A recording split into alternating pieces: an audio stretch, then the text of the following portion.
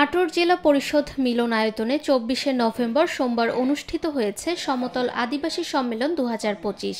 অনুষ্ঠানে সভাপতিত্ব করেন তত্ত্বাবধায়ক সরকারের সাবেক উপদেষ্টা ও মানবাধিকার কর্মী সুলতানা কামাল। স্বাগত বক্তব্য দেন আমরাই পাড়ির প্রধান নির্বাহী জিন্নাতারা হক। বিশেষ অতিথি হিসেবে উপস্থিত ছিলেন ক্রিশ্চিয়ান এইড বাংলাদেশের কান্ট্রি ডিরেক্টর নুজহাত জাবিন।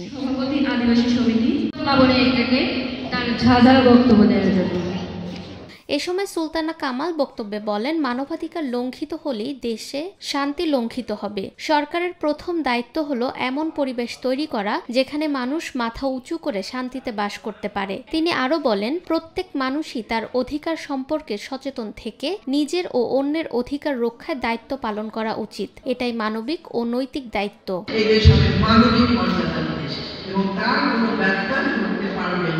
আমি মানবাধিকার নিয়ে কাজ করি। মানবাধিকার বলে যে কোনো মানুষ, কোনো দেশে, কোনো জাতি গোষ্ঠী যদি সংখ্যার মধ্যে বাস করে সেখানে মানবাধিকারের চরম লঙ্ঘন হচ্ছে। কোনো মানুষ যদি অশান্তিতে বাস করে সেখানে মানবাধিকারের চরম লঙ্ঘন হচ্ছে। কোনো মানুষ যদি কখনো মনে করে যে তার মর্যাদা সুরক্ষিত হচ্ছে, তার অধিকার সুরক্ষিত হচ্ছে না, সেখানে মানবাধিকারের লঙ্ঘন হচ্ছে।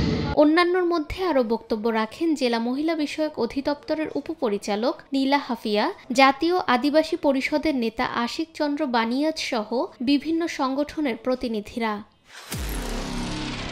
নিরপেক্ষ, সত্য প্রকাশে আপোষহীন।